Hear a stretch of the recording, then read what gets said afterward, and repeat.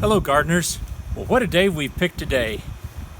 It's gray, it's damp, it's windy, it's cloudy, a little cloudy rain with a little rainy clouds drifting by, and the perfect day to think about transplanting into our garden or repotting from a smaller cell to a larger cell. Now, why a day like today? It's ugly. Well, not to the plant it isn't. If you are a cell, and I will show you some here.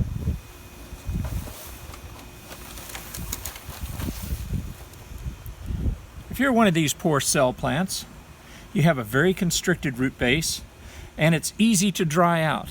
And if I put you out on a sunny day, you might lose all the moisture from your roots and you'd have a hard time surviving. So on a day like today, the ground is damp, the soil will be perfect to accept the expansion of the roots from this small tray into a larger tray or into the garden. So we're going to use this cool dampness because it doesn't shock the plant very much to help out with our transplant efforts. So let's get started, shall we? As you can see, this nice grape tomato right in the middle. I have two of them there. There's still one runt of a litter, but the other has grown up nicely, and I think that will become our fifth grape tomato, and so I'm going to replant it into a larger tray. I'll get the camera over here.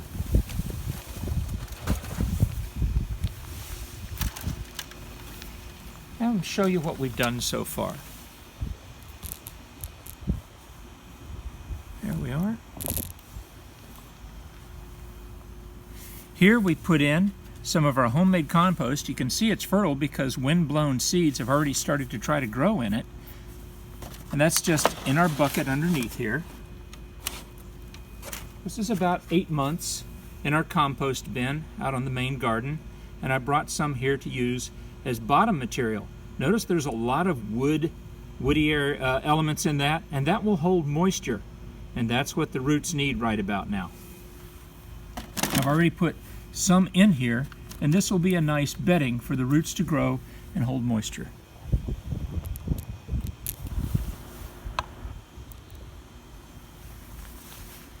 Next, I'm going to use some potting mix.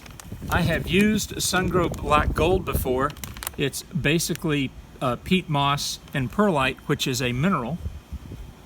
And that has worked well with some plants, but for my tomatoes and beans, I have found that the Miracle-Gro seed starting potting mix has been very effective too. So we're going to use that.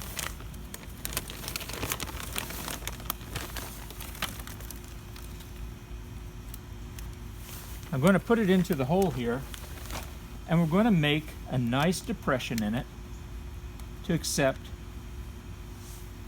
the plant from the tray over here. Now I will water that down a little bit, and this is another thing I want to talk about. This is just an old milk jug. I've punched holes in the top, and it makes a nice watering can. Now, is it as good as those $10, $15 watering cans at the big box stores that rhyme with Hose and Loan Depot? No, but it's free, and I'm reusing plastic rather than burying it in the ground. So in that regard, I feel very good about it. And now we'll get some water on this. This is all nice and damp. And then we'll start piling it up. And that is where our plug is going to go. In order to get the plug out, I'm going to have to turn it about 90 degrees here. And I want that so that I don't stress it. I'm going to push out from the bottom until it begins to break away from the sides. And then I'm going to reach up here and try to massage the whole plug out. There it is. Now look at those nice, healthy roots. And as you can see, they're beginning to constrict a little bit, so this is the right time to replant it.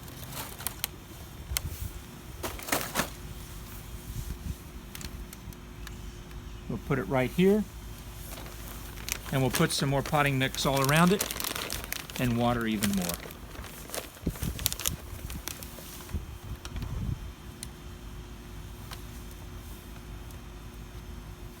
There he goes.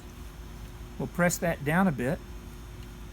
I want the roots to make good contact with the potting mix and the compost below. And now we'll just mound up a little bit. New roots will appear in some tomato plants if you bury them the stem. And that means by putting the potting mix up here, I can get new roots up near the surface, and that'll help the plant grow quicker.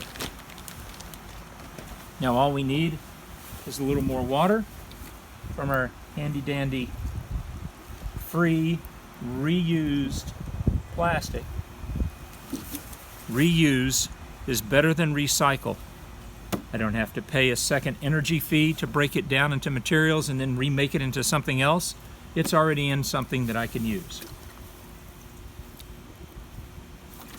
Kind of minimalist, but I like that. We'll give all the other tomatoes a water here. And we'll leave this out in this cooler weather to give it a chance to adapt to its new conditions. Look at him. Yeah, he's going to do just nicely. So these are our 5 grape tomato plants that in 2 to 3 weeks should be large enough to transplant out into the regular garden. Hope you've enjoyed this. Thanks a lot.